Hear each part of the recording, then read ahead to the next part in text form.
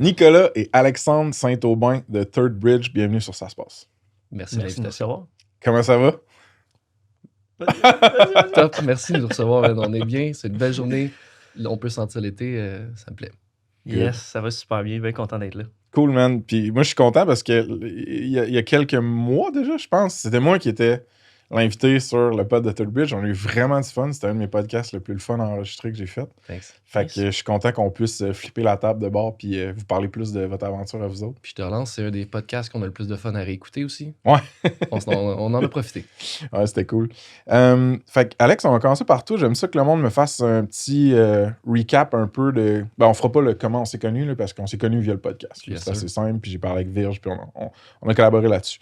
Mais j'aime ça que le monde me fasse une séquence un peu de highlights de qu'est-ce qui s'est passé dans leur carrière qui les a amenés au rôle qu'ils ont là. Fait que dis-moi un peu ton rôle, ça, puis après ça, on va faire ça avec nous. Le rôle, c'est directeur général chez Third Bridge. Ok. Ça n'a pas toujours été. Fait que je vais faire un petit recap, mais j'ai le goût, dans le contexte, de dire que la première chose que je suis, c'est un grand frère puis un fils à maman.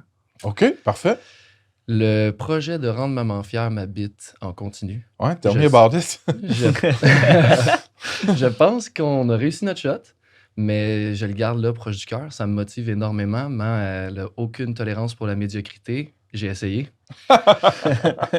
Elle me motive beaucoup, elle nous motive beaucoup. Puis, même si je pense qu'on a réussi à la rendre fière, je m'efforce de le faire davantage de plus en plus. Fait que la première chose que je suis, c'est un grand frère, un fils à maman. La deuxième chose, un nerd, un informaticien, un fan de science-fiction. Puis, ça se décline dans mon travail parce qu'étant informaticien, on est capable de répondre à des besoins et des problèmes qui sont restés sans solution trop longtemps.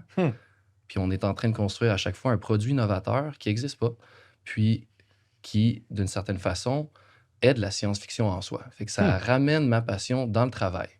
Fait que ça, c'est ça qui m'a amené vers l'informatique. J'ai fait tous les postes chez Third Bridge d'entrée disons... Dev. Exact, merci. Dev à chef d'équipe, à directeur des opérations que Nick a comme rôle maintenant et qui fait bien mieux que moi d'ailleurs.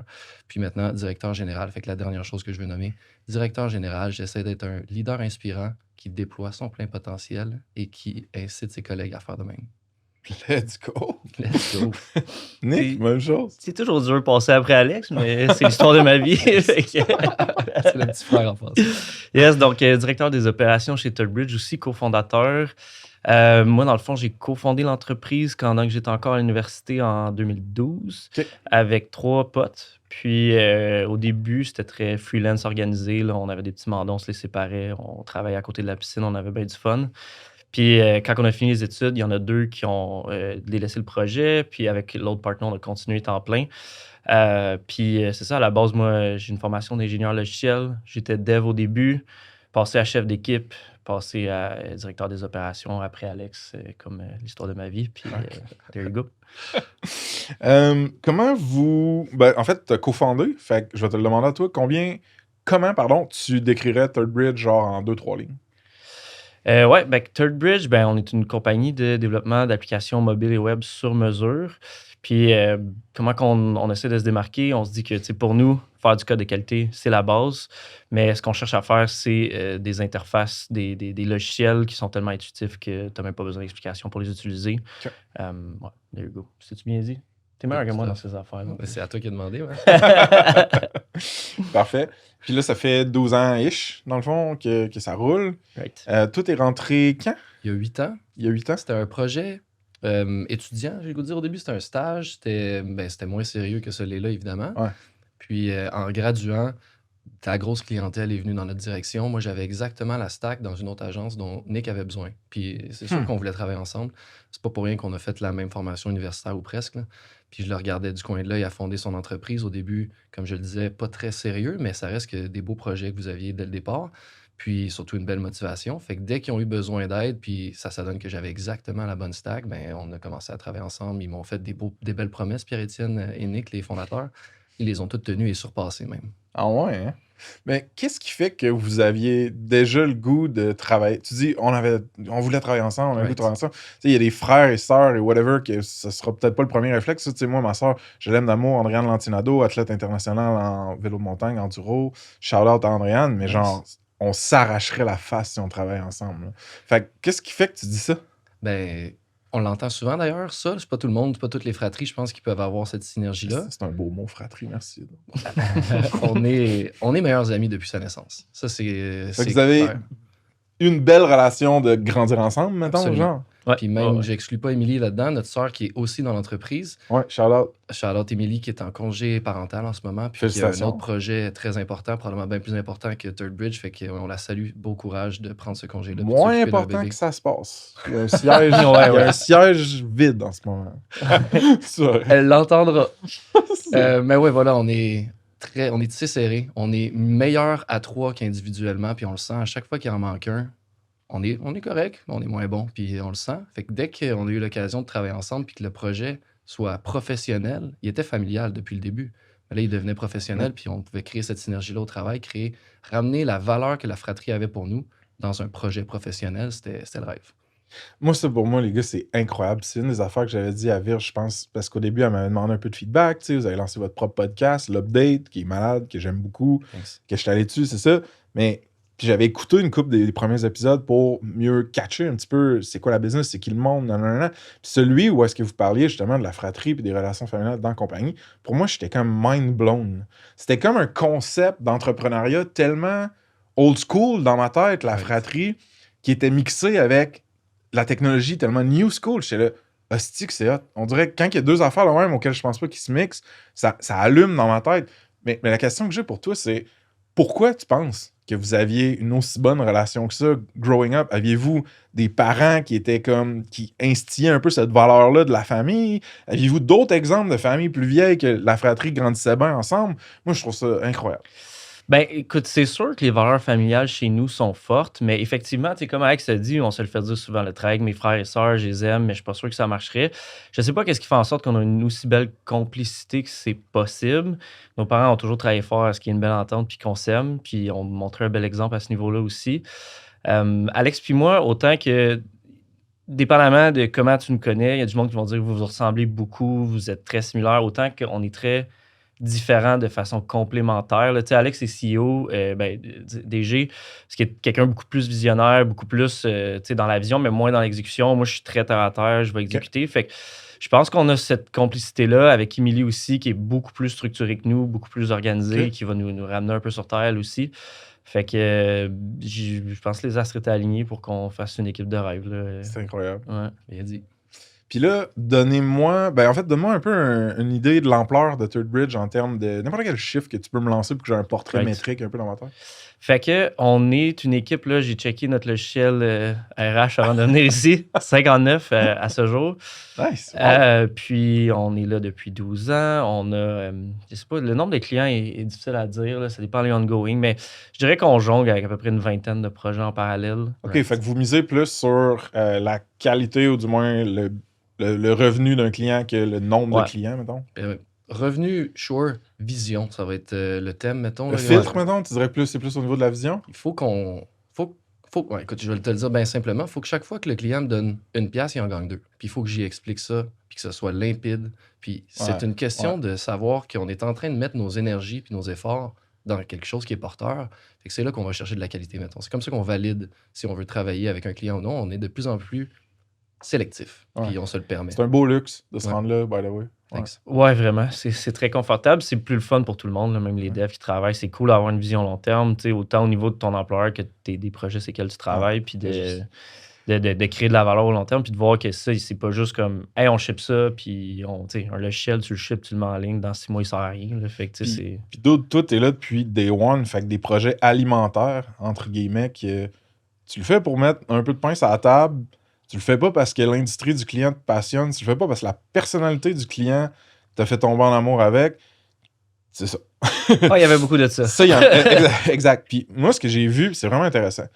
Snipcard, j'en ai parlé un peu dans le pod de l'update, puis le monde pourra checker s'ils veulent. Ça a été lancé dans une agence de service, qui est Spectrum, qui faisait du développement logiciel similaire à ce que vous faisiez, mais avec un moins gros focus sur les apps mobiles. Puis tu vois vraiment rapidement quand une pomme pourrite dans le panier de clients arrive, l'effet que ça a sur le reste de la compagnie, c'est... Les gars étaient intransigeants par rapport aux clients de marde, entre guillemets, puis ils n'hésitaient pas à mettre des clients à la porte pour préserver un peu l'espèce de sanity de l'équipe puis le bonheur de l'équipe. Fait que ma question pour vous, qui est un peu champ gauche, mais c'est aujourd'hui, là, est-ce que ça vous arrive, même malgré le filtre sélectif dont vous avez parlé, de peut-être prendre un client que c'est comme fuck, c'est pas un fit? Puis si oui, êtes-vous en mode comme avec les employés, un peu qu'on dit genre hire slow, fire fast, genre, c'est pas mal ça ou? Mais écoute, oui, on fait de notre possible là, pour valider avant, mais on n'a pas tu sais, des heures et des heures pour qualifier un client, mettons. Fait qu'on va poser toutes nos questions stratégiques, on va valider la vision, la valeur qu'on va créer, l'alignement des valeurs, là, je parle plus des valeurs, disons, philosophiques de l'entreprise puis celles du client. Puis finalement, on va se faire tous les scénarios catastrophes. On va essayer d'exploser OK. le risque. Fait qu'on fait notre analyse là, le plus rigoureusement possible dès le début. Mais oui, je te garantis qu'on se trompe encore à ce jour. Ouais. Par contre, on a démontré beaucoup d'efforts puis on a éduqué le client en cours de route, ce qu'on faisait pas nécessairement avant. Fait que quand vient le moment de dire « Hey, on s'est trompé », en théorie, le client est d'accord avec nous. Puis on passe à autre chose de façon beaucoup plus confortable que ce qu'on a fait dans le passé maintenant. En théorie. En théorie. Mais c'est pas mal plus dur, je trouve, de se séparer d'un client, de se séparer d'un employé, là, parce qu'il devient très dépendant de toi. Puis, tu sais, c'est dur de juste dire, hey, ça marche plus, trouve-toi une autre solution. Puis, tu sais, passer d'une équipe de dev à une autre, c'est un gros gap, là. Y a-tu des cas clients où est-ce que la dépendance technologique envers Third Bridge était tellement forte que c'est devenu un sujet que le client a dit écoute, il faut qu'on internalise quelques affaires. Si jamais vous autres vous faites frapper par une bus, moi, qu'est-ce qui se passe? Ben, c'est souvent le cas. Tu sais, quand on a des gros clients, des gros projets de même, souvent, c'est très clé à leur business. Fait qu'ils peuvent plus se passer du logiciel. Il y en a pour qui c'est comme ça qu'ils gèrent leurs opérations carrément, là. Exact. D'avoir un joueur externe qui est tout le temps imbriqué dans la création de valeur qu'eux font. Là, Puis ça, on le fait. Là, tu sais, souvent dire aux clients, hey, tu devrais commencer à penser à te construire une équipe interne. Moi, j'ai passé des entrevues pour des clients. Tu l'as fait, ça? Ouais, Nice. Puis vraiment essayer de trouver, tu sais, ça, c'est le type de profil qu'il te faut. Puis, tu sais, monter ça avec le client pour que le projet ait la plus grande pérennité possible. Puis c'est vraiment win-win là, dans ce temps-là, parce qu'après ça, tu sais, si il est trop dépendant de nous, puis ça marche plus bien, ou tu sais, même si ça marche bien, c'est juste, fais-toi ta propre équipe, tu sais, je suis capable de cerner que je pense que tu es rendu là dans ton évolution d'entreprise, d'avoir ta propre équipe. Puis souvent, après ça, on garde une belle relation que, hey, on a besoin d'un projet où là, on a, c'est comme un blitz de développement, on va t'aider, puis après ça, tu repars avec de ton bord, puis vas-y à ton rythme, puis... Je pense que tu cultives un petit peu aussi la qualité du referral puis des références que tu vas avoir en finissant ça avec classe comme ça, puis en essayant de pas faire un vendor lock-in qui est genre qui marche pas, tu sais. OK, puis au niveau, c'était dit 59, 56 tête 59. employés, 59 personnes humaines. Tête, c'est bizarre, hein, tu sais. Il y en a un qui en a deux. What? C'est malade. J'écoute Monster Inc. avec mes enfants. Il y a besoin de 4 écrans. Mais, ouais. Fait que ma question, c'est le split du staff, ça ressemble à quoi en termes de genre qui fait quoi? Y a-tu genre ben du monde au commercial, ben du monde en back-end, en front-end? Juste me donner une idée de ça. On est un guichet unique. Fait que tu peux venir chez nous puis tu as le design jusqu'à support technique puis service après-vente. Mais le gros de l'équipe, je dirais 40 personnes, ça doit être des devs, des ingénieurs logiciels. On a 2 personnes au marketing qui font une job de l'armée. On va avoir 2 stagiaires cet été, fait qu'il va en avoir 4. Puis on a 2 personnes talent et culture. On a en vente 2 personnes aussi. Puis au design, on a 5 personnes. On a au support 1 personne en ce moment. Et puis assurance qualité 3. Fait que là, je pense que je t'ai tout nommé. Puis on a 8 directeurs. OK. Avec la réputation puis le succès que vous avez eu à date, probablement que ce serait possible de rouler l'entreprise sans faire d'efforts de commercialisation vraiment aigus. Pourquoi vous décidez de faire de la vente, du marketing, tout ça? C'est-tu parce que vous avez des ambitions de croître? Oui, tout à fait. On a comme objectif de doubler l'entreprise en 3 ans. Sweet. Ce qu'on faisait en 1 an jusqu'à récemment, là, mais à un moment donné, ça... c'est juste la loi des chiffres de je sais pas quoi. Là. Ouais, exact. Fait que, carrément, on veut croître, on veut prendre plus du marché québécois, on veut aller chercher d'autres marchés aussi. On est en train de démarcher en Europe puis aux États-Unis aussi. Fait que, bien ambitieux. Sincèrement, dans notre domaine, si on n'est pas en train de croître, on est un peu en train de mourir. C'est une des phrases un peu galvaudées, mais ça reste qu'on a des gens hyper ambitieux, hyper brillants chez nous. Si on n'est pas en train de croître avec eux puis de leur offrir des nouveaux défis, des nouvelles opportunités, on va leur dire bye, puis ça sera très normal. Fait qu'on a cette responsabilité-là envers l'équipe, envers les clients aussi, qui s'attendent à ce qu'on aille chercher de l'expérience autour, pas juste avec eux, qu'on apprenne d'autres choses avec d'autres clients, puis qu'on ramène ça dans leur projet. Fait que c'est une responsabilité de croître rendu là. On n'a pas le choix, je te dirais. C'est bien dit, c'est une responsabilité de croître. T'es-tu allé à l'école pour devenir entrepreneur, quelque chose? On dirait, man, que Je vais à l'école pour être entrepreneur, mais j'ai juste fait mon premier module de 12, l'école d'entrepreneurship de Beauce. J'en ai rêvé depuis longtemps. J'attendais d'être prêt. Je le suis, je me suis lancé, je reviens de là. Mon premier séjour était la semaine passée. Ouais. C'est très cool. J'ai vu ça passer sur LinkedIn, puis je me suis dit, l'école d'entrepreneurship de Beauce, je pense actually que Spectrum a déjà fait un site web pour eux autres, way back. Fun fact. Cool. Mais moi, je suis jamais allé. Et je connais, tu sais, il y a de la distance entre moi et cette entité-là. Je ne sais pas très beaucoup c'est quoi. Fait que quand j'ai vu ton post, j'étais comme, pourquoi qu'il va à l'école? Tu sais, c'est vraiment un noob comme question. Fait que je te repose un peu cette question-là, vu que je l'ai lancée, là, mais pourquoi tu vas là? Puis, 3 raisons. La première, je veux apprendre le métier que je fais à l'instinct depuis 8 ans. Là. Je veux l'apprendre sur les bancs d'école. J'ai le syndrome du premier de classe, vois-tu? Je veux aller à l'école, apprendre à faire mon travail comme c'est écrit dans les manuels, puis après ça, me l'approprier puis le faire à ma sauce. OK. Première raison, c'est celle-là. Me conforter, adresser mon syndrome de l'imposteur, mettons. La deuxième raison, c'est réseauter. On est 31 dans ma cohorte. Ouais. Tous des gens hyper brillants avec une drive contagieuse. J'ai beaucoup de plaisir avec ces gens-là, puis on a juste passé 5 jours ensemble, puis on aura 11 autres occasions. Fait de que faire ça. j'imagine qu'il y a une qualification, là, si tu dis que la Yes. cohorte t'amène de la valeur. C'est pas genre petits gens qui. Il y a des se fait entrevues un très alternative rigoureuses. au Babybel. Puis c'est un investissement de temps, évidemment. 12 fois 5 jours sur place, que tu es carrément déconnecté de ton entreprise, de ta famille, de ta vie personnelle. Tu es vraiment juste sur place. Tu n'es même pas censé ouvrir ton sel rendu là. OK. Puis la plupart des gens le respectent. C'est une espèce de détox des communications. Puis ça fait beaucoup de bien. Après ça, tu payes le prix quand tu reviens. Là, je reviens là, j'ai l'impression qu'il faut que je clenche 3 semaines en une. Mais Ah oui, passer mon sur un problème. petit podcast en plus. ça, c'est le vendredi après-midi. Là, tu me fais plaisir. C'est vraiment le bout ludique OK, de la fait que, semaine. man, c'est un niveau d'engagement que je savais pas. Tu sais, C'est énorme. Un bon niveau d'engagement. OK. Puis après ça coûte très cher aussi. OK. Fait que, bien évidemment, l'entreprise me supporte là-dedans. Là. Ça sort pas de ma poche. On le OK. fait pour Third Bridge. Puis, il y a aussi, comme je le disais, des entrevues très rigoureuses. Ils font pas rentrer des entrepreneurs qui n'ont pas de vision, qui n'ont rien à offrir. Chaque membre de ma cohorte a quelque chose à offrir à la cohorte. Puis d'ailleurs, ils ont ce dicton, mettons, là, que tu apprends 50% du programme, des modules que tu vas voir théoriques. Tu apprends l'autre 50% en réseautant avec ta cohorte. OK. Puis, laissez-moi backtrack puis refaire un pas vers le début de Third Bridge pour nous amener vers une place que j'ai envie qu'on aille. Fait que, toi, au début, t'es en mode étudiant, t'as des chums qui ont aussi des skills, j'imagine, en développement web, développement logiciel. Vous faites une couple de projets alimentaires, ça commence à prendre une certaine traction. Fais-moi un peu le scénario de les joueurs au départ, fait que à la période un peu plus académique universitaire, puis les joueurs dans l'équité, là, les actionnaires, ensuite, quand est-ce que la mouvance du cap table, basically. Right. Genre, j'ai le goût de catcher c'est qui est impliqué puis quand. Ouais. OK, good. Fait quoi, quand on a fondé les 4 au début, c'était bien straightforward, 25% chaque, puis rien de bien compliqué.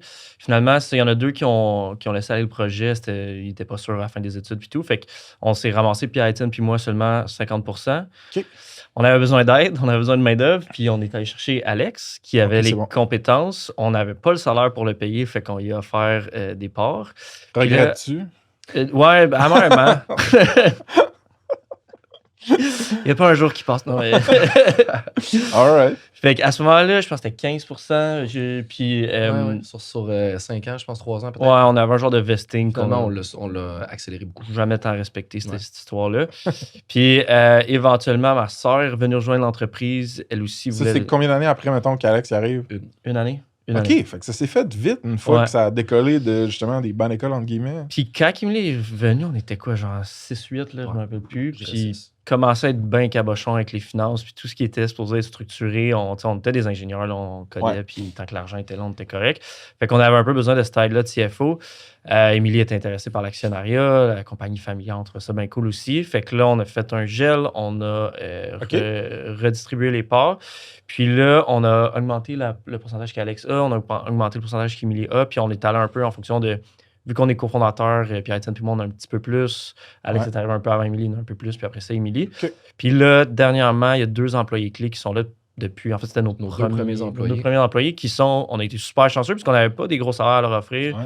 Pas grand-chose à leur offrir. Puis c'est 2 génies, là. Fait que. Ben, des défis puis une super crise de belle vibe, j'imagine aussi. Puis ça a attiré les bonnes personnes qui sont Ah ouais, encore ben, là à c'était ce ça au jour. début de Snip aussi, man. Je veux dire, Ben, moi, je nous considère chanceux. Après, effectivement, je pense que c'était le fun, la vibe était cool, mais c'était-tu assez pour justifier ces 2 génies-là qui restent chez nous? Tant mieux si ça l'était. Fait que eux, dans le fond, qui sont rendus super clairs à l'entreprise, des gars hyper brillants, on leur a offert aussi une partie de l'actionnariat. Respectivement, notre directeur technique, Jérôme Kelly, salutations, puis Mohamed Ali Laraki, qui est le chef de l'ingénierie. OK.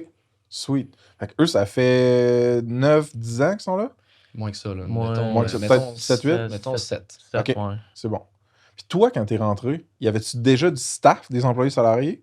Ou t'étais comme un peu Oui, le mais pas premier beaucoup. hybride? Là, dans le Il y fond? avait un autre gars en vesting qui n'a pas resté, lui, qui Ouais. est parti. OK. Parce que lui aussi, on ne pouvait pas le payer. Puis on avait des stagiaires. On prenait tout le temps des stagiaires. Fait qu'une couple de stagiaires, on met là-dessus.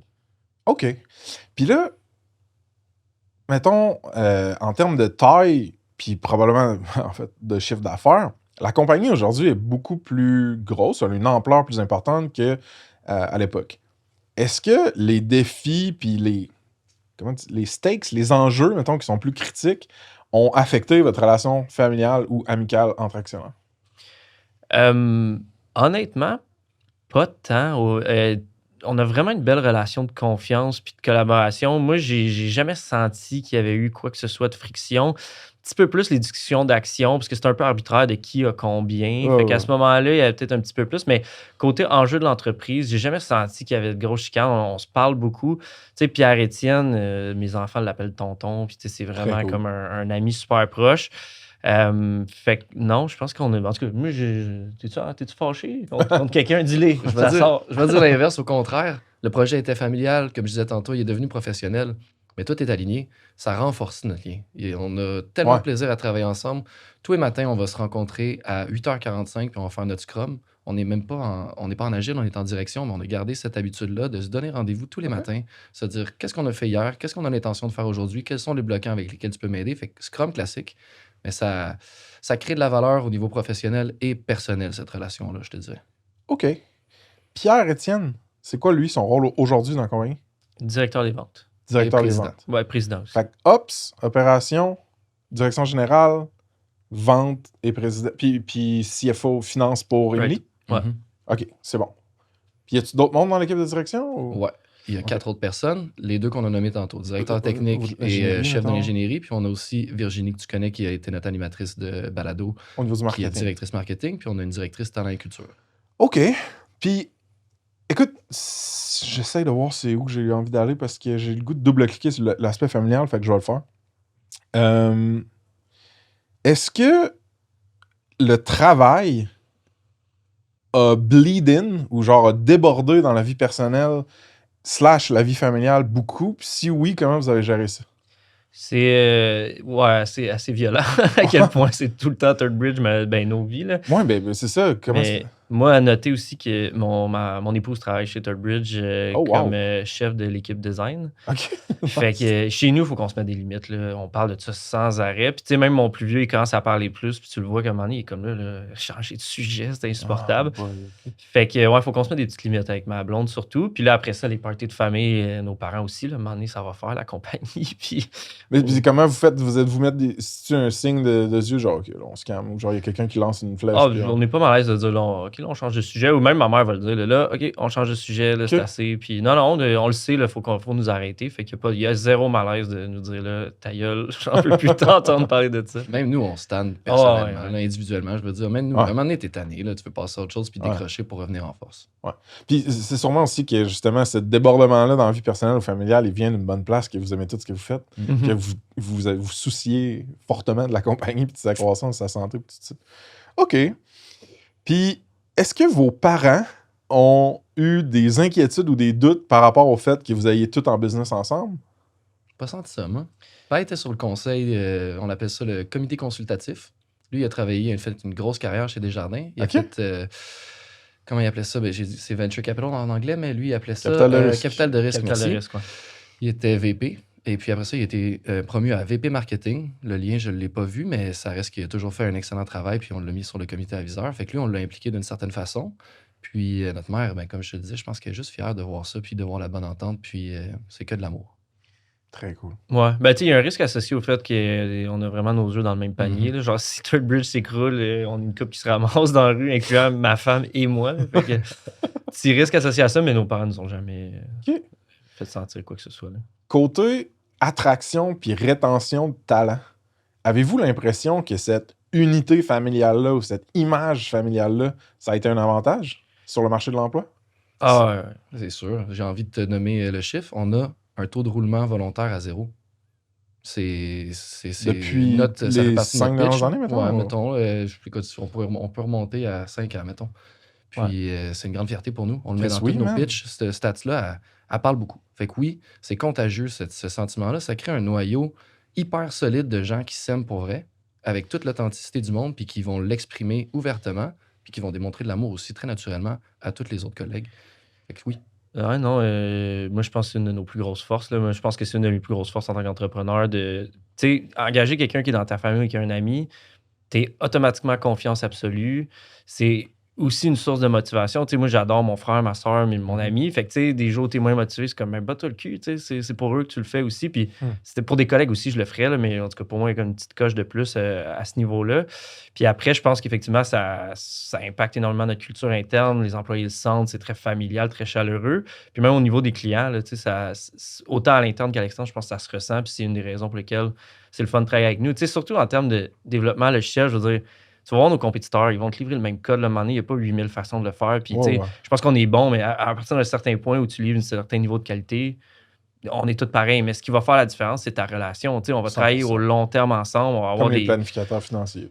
Ouais, exact. Genre, ils vont pas faire 20% de plus que les S&P, Non, c'est ça, mais c'est ça. s'ils te donnent du bon service, qu'ils t'éduquent, qu'ils t'ont confiance en eux, ça va Puis de s'il n'y a pas bord, de là. roulement aussi, tu vas parler à une personne. 100%, t'as raison. Mettons, Ouais. on a l'expérience avec nos institutions financières de se faire remplacer le conseiller à tous les années, Hey, pratiquement. dude, ouais, C'est pas le ouais, fun. ouais. Tu recommences à zéro. on dirait. Excellent point, c'est ça. man. Mais là, ici, tu viens chez nous, tu nous parles, tu parles à une personne, tu sais que tu vas y reparler l'année prochaine, puis dans 5 ans, puis que tu vas avoir bâti une relation, tu vas avoir investi dans une relation pour le long terme. Il y a de quoi qui me chicote. Quand j'étais plus jeune, je trouvais qu'une entreprise, c'était... Bon, on avait des liens de camaraderie très forts, on avait beaucoup, beaucoup de fun, on sortait ensemble, on était des amis. Fait que, tu sais, le fait de dire une entreprise, c'est une famille, ça faisait du sens dans ma tête. Mais en vieillissant, puis en scalant un peu la business, puis en voyant d'autres affaires se passer, le truc du gars de Shopify, Toby, là, qui disait ben, c'est une équipe de sport plus que genre une famille, une entreprise, ben, ça résonne de plus en plus fort avec moi. Fait que ma question pour vous, c'est est-ce que vous êtes capable de justement garder cette vibe, cette atmosphère, cette culture familiale-là, mais d'opérer un peu comme une équipe de sport? Tu as dit, on a un taux de 0% d'attrition volontaire. Ça veut dire que des fois, il y a des joueurs qui ça fonctionne pas, puis il faut les laisser aller, c'est juste normal. Encore là, c'est de la responsabilité d'un gestionnaire, d'un leader, right? On a une responsabilité envers l'équipe de performer, puis Exact. de trouver des gens qui fit dans le contexte. Parce que je vais t'exprimer vraiment plus raw, mettons, ce qui me gosse. C'est souvent, il y a des gens qui vont penser à la famille puis dire ben la famille, tu y pardonnes tout. Ou la famille, genre, tu laisses passer des affaires que tu ne laisserais pas passer à quelqu'un d'autre. Ou tu fais plus d'efforts que tu aurais fait, puis tout ça. Puis comme, ben, c'est la famille, qu'est-ce que tu veux, genre, puis tu deal with it. Puis tu acceptes des affaires qu'en entrepreneuriat ou dans une équipe compétitive, tu n'accepterais pas. Mettons. Fait que comment vous faites pour séparer les deux? Mais ouais, c'est une question intéressante, puis j'ai beaucoup pensé, puis on s'est fait challenger par rapport à ça aussi, là, par rapport à nos valeurs, de justement, des fois, tu sais, quelqu'un qui marche pas, puis c'est peut-être même pas parce qu'il est pas bon, c'est peut-être juste check pour. Finalement, à ce projet-là, on n'a pas besoin de cette compétence-là, puis il n'y a pas de place chez nous, fait qu'on laisse la personne aller. Puis là, on se fait challenger, on est supposé être une famille, puis tu sais, on a des valeurs très proches, puis là, vous renvoyez quelqu'un sans avoir réellement essayé, ou en tout cas en n'ayant pas donné l'apparence que vous alliez vraiment essayer. Puis ça m'a fait réfléchir, genre, c'est-tu vrai? On est en train de bullshiter tout le monde dans notre approche? Ouais. Puis on dirait qu'avec du recul, je me dis, tu sais, ça fait partie de la game. Tu sais, même dans une famille, il faut que ça marche. Là. Tu sais, garder quelqu'un quand tu n'es pas capable de justifier financièrement ou tu n'es pas capable de justifier au niveau du client ou de compétences, c'est pas responsable. Puis il y a une notion de responsabilité aussi quand tu gères une famille, admettons. Fait que, puis c'est pas une finalité renvoyée ou c'est pas. Tu sais, tu renvoies quelqu'un, souvent, c'est pour son bien. Moi, c'est ça que j'essaie de dire aux gens aussi. Tu sais, quand on renvoie quelqu'un, il fit pas ici, tu sais, c'est pour son bien à lui aussi, puis c'est correct, puis il va sûrement être mieux ailleurs, là, tu sais, c'est une relation à double sens. Fait que moi, je veux garder l'idée de la famille, parce que j'aime ça, puis ça colle beaucoup avec notre brand puis avec ce qu'on fait. Mais je pense pas que ça veut dire de tu sais, tolérer tout, puis d'être irresponsable avec l'argent ou avec la gestion. Une famille des entrepreneuriale et fonctionnelle. Exact. C'est sévère chez nous. On se tient pas safe. Mais ça reste que c'est une de nos faiblesses. Là, on l'adresse. On est de mieux en mieux à ce niveau-là, mais oui, ça a été une faiblesse. Pendant un bon moment, je pense qu'on commence à avoir le bout, là, mais tu nommes une de nos faiblesses, c'est certain. C'est vraiment intéressant. Mais on a essayé beaucoup, là, tu sais, des fois, des troisièmes, des quatrièmes, des cinquièmes chances, puis on s'acharne à essayer de garder la personne parce qu'effectivement, ça fait partie de notre culture. Puis là, on est un peu dans une autre vibe, puis pas tu grossis, t'as pas le choix, faut que tu sois plus tête sur tes finances, puis tout. Fait que on le sent, mais moi, je me rends tête à garder l'idée que c'est une famille, mais juste une famille avec plus de règles. Je respecte ça. Est-ce que vous pensez que... Parce que là, j'extrapole un petit peu sur le modèle d'entreprise familiale qu'on a vu à l'époque. Mettons, on pense à, je sais pas, un fermier des terres agricoles qui apprend à ses enfants à le faire. Ses enfants reprennent la terre et la compagnie familiale. Tout ça. Fait que le concept de repreneuriat, mettons. Pensez-vous qu'on serait capable, dans un monde hypothétique, de créer du repreneuriat en entreprise technologique comme ThirdBridge, où genre... les dynamiques de marché bougent trop vite, puis comme c'est des compagnies qui naissent et meurent trop rapidement, puis il n'y a pas cette notion de legacy-là, puis de passer la balle à une autre génération d'entrepreneurs dans votre propre famille. C'est l'objectif, là, je pense, de créer la compagnie invincible. C'est d'ailleurs le livre de business que je lis en ce moment, The Invincible Company. Est-ce qu'on y arrivera? Je te jure qu'on n'est pas rendu. Mais si elle est invincible, ben, il va falloir que quelqu'un la reprenne à un moment donné. Moi, il me reste quoi? Il me reste 20 ans, je te dirais, sur le marché du travail, si je réussis ma shot. Là. Fait qu'il faut que quelqu'un s'en occupe par après. J'espère que c'est Gaston, ton fils, puis mon filleul qui le prendra, mais on peut rêver, là. Ça reste que oui, ça va être un projet, mais on a 20 ans pour le bâtir. Mais sans que ce soit du reprenariat familial, moi, le népotisme, j'aime pas ça. Non, c'est pas... mais je trouve qu'il y a de quoi de, tu sais, je sais pas si c'est avec lui le plus compétent pour le faire, puis je veux même pas me mettre cette idée-là où il me met cette pression-là. Fais ce que tu veux, je m'en fous. Puis, tu sais, c'est très spécifique ce qu'on fait. Fait que, tu sais, admettons, si c'est de l'agriculture, tu as fait ça toute ta vie en grandissant, mais mon gars, il codera pas avant longtemps ou peut-être jamais. Mais peut-être que ça soit repris à l'interne de l'entreprise pour revenir à notre métaphore familiale de l'entreprise, d'autres employés qui auraient le goût de le faire et qui lèveraient la main sans vendre à quelqu'un d'autre ou éventuellement quand nous, on est fatigué et on a le goût de passer à la balle. Mais le passer à l'intérieur, ça, j'aimerais beaucoup ça aussi. Ça peut rester indestructible même si ça reste pas dans la famille, entre guillemets. Oui, absolument. Moi, ce que j'aimerais vraiment éviter, c'est que ça aide à des intérêts étrangers. On est en train de bâtir de la valeur pour le Québec. Ce serait donc bien dommage qu'on l'ait bâti pour que quelqu'un d'autre arrive, puis un Américain, par exemple, avec ses gros sabots, ça c'est à moi, puis il l'achète, puis il dilue un peu les ressources, puis il prend juste les clients, puis ce qu'il tente. Ça me briserait le cœur. Fait que ça va être ça qu'on va essayer d'éviter, mettons. T'es fier d'entreprendre au Québec? Vraiment. Je trouve qu'on a une culture différente, évidemment, là, en tant que Québécois. Puis on a cette espèce de cohésion au Québec. On veut tous s'aider mutuellement. Moi, je vais favoriser un produit québécois avant de prendre un produit étranger, c'est certain. On pense tous beaucoup plus local depuis la pandémie. Fait que oui, nos valeurs québécoises sont responsables aussi de comment on a grandi, puis des personnes qu'on est aujourd'hui. Fait que grande fierté d'être québécois. Dirais-tu que ça se reflète dans vos choix de SaaS à l'interne, ça? Y a-t-il des SaaS québécois que vous utilisez qui ont fité pour certains use cases ou peut-être vous n'avez pas eu le temps de checker ça encore? Pour de vrai, on est juste pas... On n'est pas assez éduqué ou pas assez sévère là-dessus. Toi, plus que moi. Là, mais c'est souvent, on a besoin de quelque chose. On prend le meilleur outil. Mais comme là, en tout cas, faudrait qu'on se fasse un petit effort. Là. Question piège, mais tu nous as eu. Ouais. Non, mais je pense... Moi mettons, je les ai propsés assez sur le podcast, mais je vais le faire encore une fois.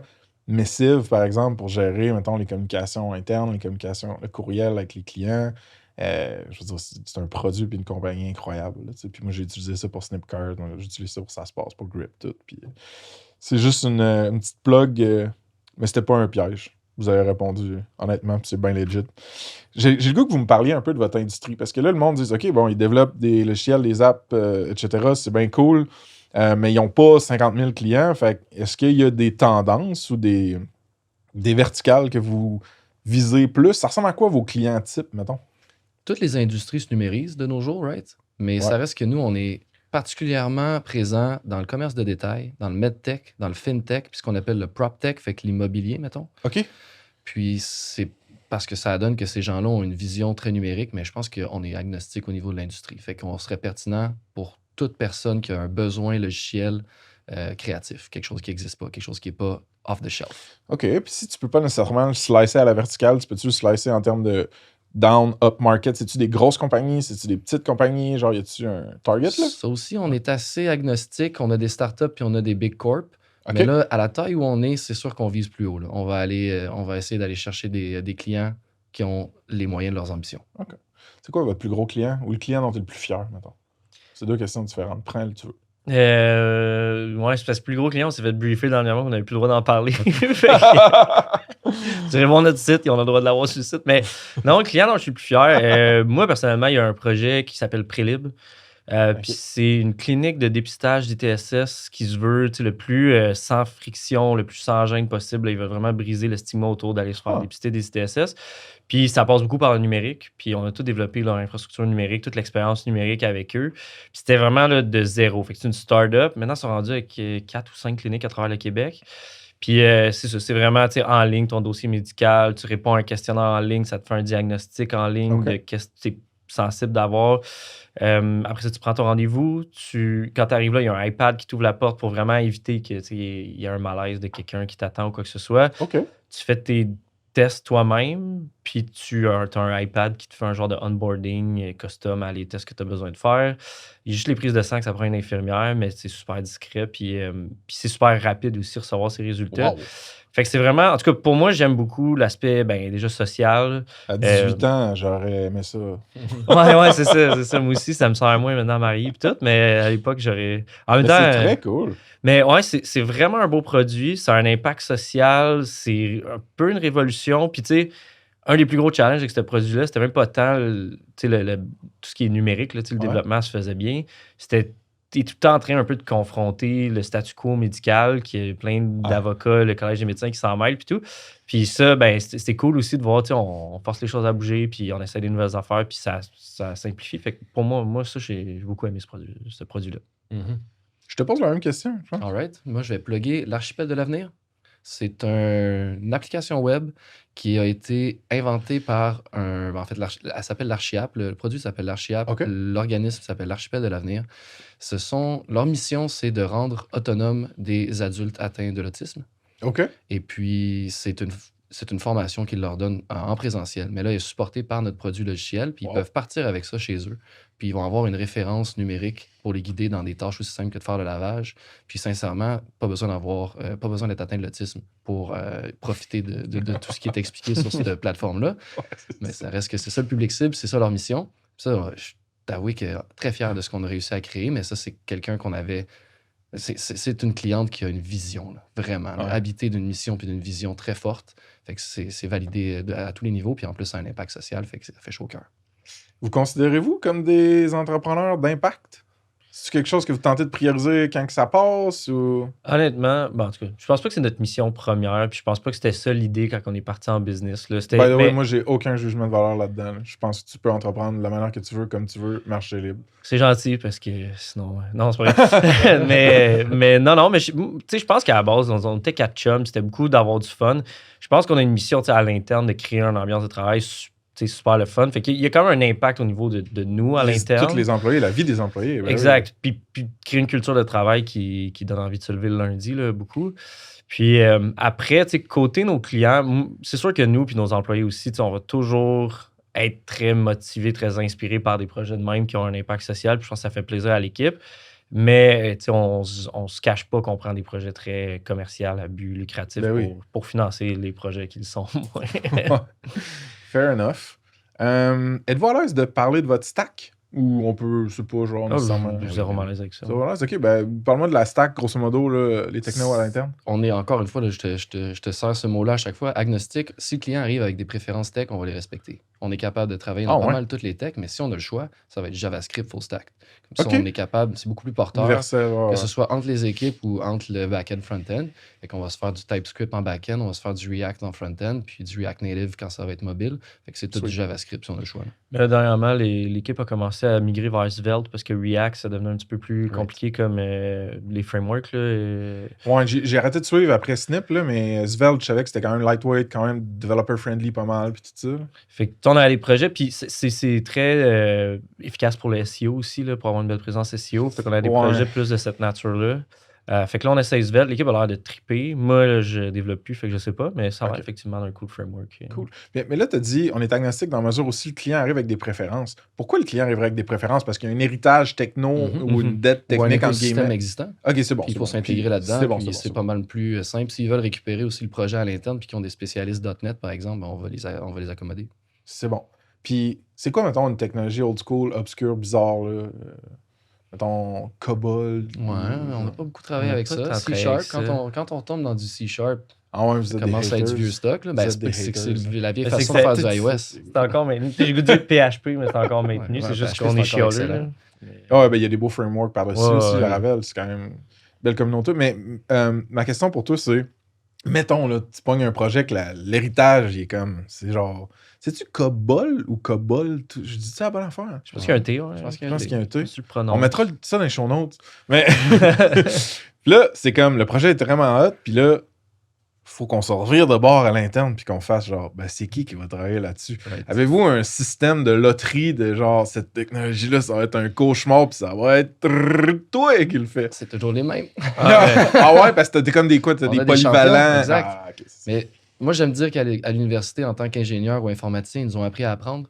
Fait que ça devrait pas te choquer de devoir apprendre une nouvelle tech, même si ça C'est un devrait être bon excitant. CEO. Hein. Il est y a des tellement bonnes vendeur, réponses, là. ça n'a pas de petit sens, Il man. répond à tout. C'est Il vraiment est hot. fatigant.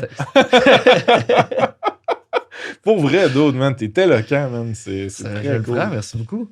Mais en même temps, on est honnête, là, dans le sens que si un client nous arrive avec une techno qu'on connaît pas, on va le dire. Puis Ok. moi, je m'en cache pas que ce sera pas le travail le plus efficace possible. Là. Mais on n'a pas peur. Mais effectivement, il y a une équipe qui est nos souffle-douleur de toutes les affaires qu'on connaît pas. Ça va dans cette équipe-là. Mais c'est leur rôle. C'est des curieux, c'est des gars Ouais. intelligents, puis ils ont de la volonté. Fait que voilà, ils sont victimes de leur propre succès, mettons.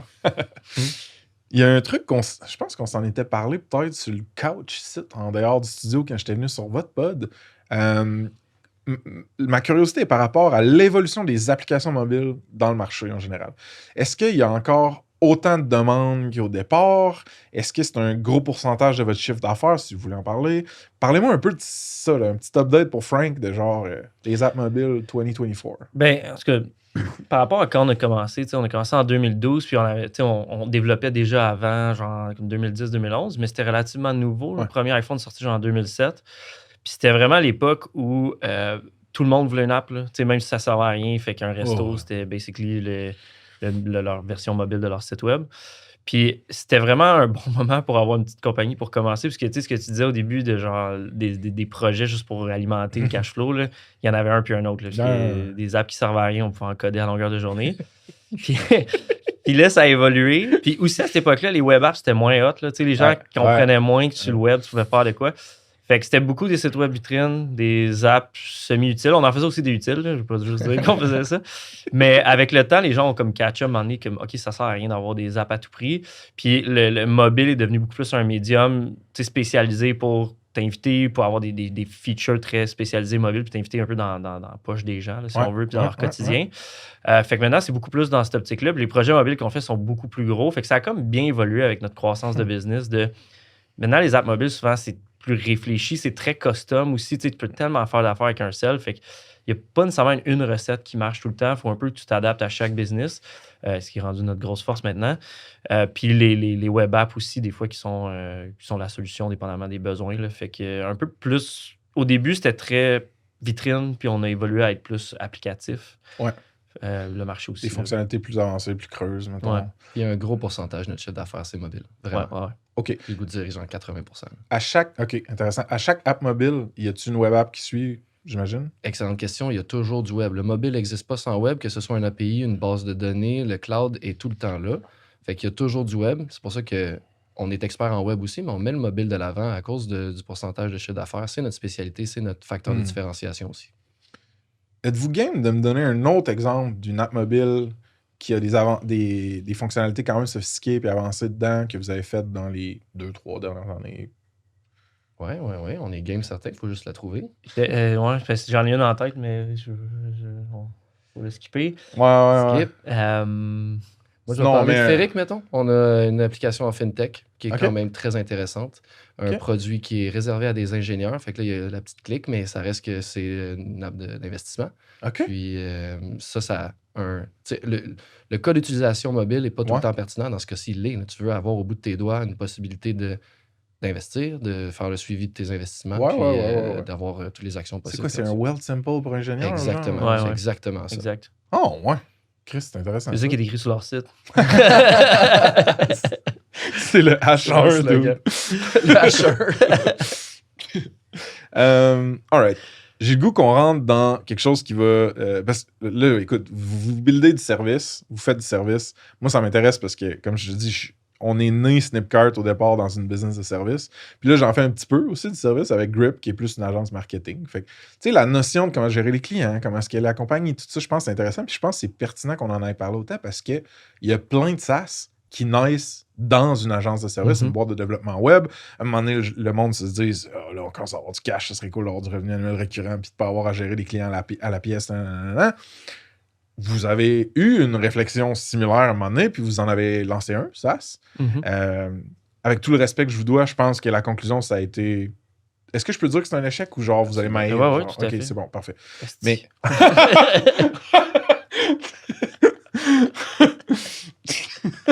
Full pas fort. J'avais dit de pas me le dire. Ma question, c'est pourquoi puis quand vous avez décidé de lancer un SaaS?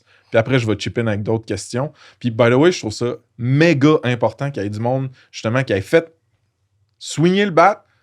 Ça n'a pas marché. Expliquer exactement pourquoi. Parce que c'est vraiment pas tout le monde qui devrait le faire. Puis il y en a qui se pètent la gueule plus qu'ils devraient en avoir. Fait que, anyway, pourquoi puis quand? Ouais. Fait que je pense que, en fait, on avait beaucoup la mentalité de Gsoft qui ont lancé des produits, qui était une compagnie de service. Puis je pense que c'était un peu le rêve en tout cas, bien des compagnies de service, du moins le nôtre. Mais c'était pas structuré. C'était comme, si on a une opportunité à un moment donné, on le fait. Okay. Mais il n'y avait pas de plan clair, qui était notre première erreur à la base. Puis finalement, c'était très scratch your own itch. Dog fooding, là. Un problème que vous aviez? Puis c'était, au final, la plateforme, c'était un peu gestion d'espace de bureau. Fait que ça faisait un peu de tout, mais entre autres, à l'accueil, accueillir les gens. Là, fait qu'un iPad à l'accueil, tu rentres ton nom, ça envoie une notification pour qu'on vienne te chercher. Un registre de visite aussi. Puis gestion des salles de conférence. Fait que nous, dans le fond, on a souvent été coloc avec d'autres entreprises qui nous accueillaient, puis on se louait. C'est qui déjà qui est à côté de vous, qui était sur votre pod aussi, sur l'update? Qui fait... nos derniers colocs, on ne les a pas invités sur l'update, c'est Talsum, qui sont en transformation numérique. Après ça, celui qui disait que le service était plus cool que le produit. Il y a ça, Nexus. On n'a pas été coloc avec eux, par contre. Ah, pas coloc, mais quoi qu'on est voisins maintenant. On est dans le même building au nord de l'Est. Okay, on est... Ouais, sont les bureaux en dessous de nous. Right. Ouais, parfait. Excuse pour la sidetrack. Continue. Fait que c'était ça le pain que vous aviez identifié, gestion de l'espace de bureau. Exact. Fait qu'on a fait ça, puis on avait des stagiaires. Fait que c'était tout le temps les stagiaires qui travaillaient là-dessus quand on n'avait pas de projet pour eux. OK. Puis on faisait des petits features cool aussi. Là, genre, on avait un fût de bière au bureau. Fait que là, on avait un feature qu'on savait qu'il restait combien de bière dans le fût en real time. Ouais. Mais on présentait ça aux gens, puis tout le monde était comme, hey, c'est hot. Puis c'était un peu comme on l'utilisait comme pitch de vente. Là, on a fait ça. C'était un feature cool. Pour montrer un peu les objets connectés. Puis, on a eu plein de l'intérêt des gens qui disaient on veut ça dans nos bureaux, on veut ça dans nos bureaux. Fait que là, nous, on s'est excités un peu. On a senti. Puis là, hey, on développe un produit, blablabla. Mais tu sais, aucune étape, genre, qu'il faut que tu fasses là, de valider ton marché, parler à des utilisateurs. Ce qu'on fait pour nos clients en plus. Ouais, c'est ça. Vraiment cordonnier mal chaussé. Puis, tu sais, checker ça existe-tu, parce que ça existait. Puis, on a comme tout développé ça. Puis, ouais, c'est ça. Ben là, je veux pas aller en avance de tes questions. Là. Fait qu'on a tout développé ça, puis après ça, on a décidé de se lancer là-dedans puis de le commercialiser. Mais. OK. Ouais, je te laisse aller dans les questions parce que je peux pas en parler longtemps. Ben non, mais c'est ça, c'est de ça qu'on va faire. Fait que, qui était owner de ça? Y a-t-il quelqu'un qui était responsable? On a plugué notre meilleur là-dessus. Puis il était là-dessus temps plein pendant longtemps. Notre pire échec. Temps plein? Ouais, il ne faisait que ça parce qu'on voulait réellement investir dedans puis on y croyait. OK. Voilà, on a mis Nick en charge de développer le produit. Puis ça faisait en sorte aussi que les autres pouvaient rester focus sur le service. Ça aussi, c'est un grand sacrifice quand tu es en service de commencer à développer le produit. Ouais. Gros dérangement, gros changement de focus. Puis on s'est dit, pour minimiser justement l'impact négatif de ça, on va mettre Nick qui, lui, va être capable de rester intéressé par la business, fidéliser, puis etc. sans nécessairement être obligé de travailler dans le service. Il va être capable de faire avancer le produit. OK. Quelles ressources vous avez décidé d'allouer, qu'elles soient humaines, qu'elles soient en capital ou en temps? C'est-à-dire que vous êtes-vous mis des limites? Ben, c'était un peu ça l'enjeu. On l'a pas structuré suffisamment. On a décidé, mettons, moi, je vais être temps plein là-dessus. Fait que moi, déjà ça, je toi, travaille ta là-dessus. tête, ton temps. On avait notre directeur des ventes, puis Étienne, qui vendait un peu la solution, puis qui idéait beaucoup. Puis lui, en théorie, il était supposé jongler entre les deux. Puis je pense que ça, c'est une zone dangereuse, là, où est-ce que là, tu perds ton focus, tu sais plus où donner de la tête, puis tu te fais tirer d'un bord puis de l'autre. Fait que je pense que ça, c'était inconfortable pour lui. On a engagé quelqu'un en marketing. Encore là, c'était flou, mais c'était promouvoir le produit, mais un peu le service, mais un peu le produit. Puis là, encore là, lui, il se faisait tirer d'un bord puis de l'autre. OK. Pas super efficace. Puis on a engagé un autre dev qui était temps plein avec moi là-dessus. OK. Fait que cette personne-là est rentrée strictement pour... C'était quoi le nom du produit? Offi. OFFI. Exact. C'est très cool. Si vous voulez le domaine. On fait une enchère. Où c'est que je veux aller à partir de là?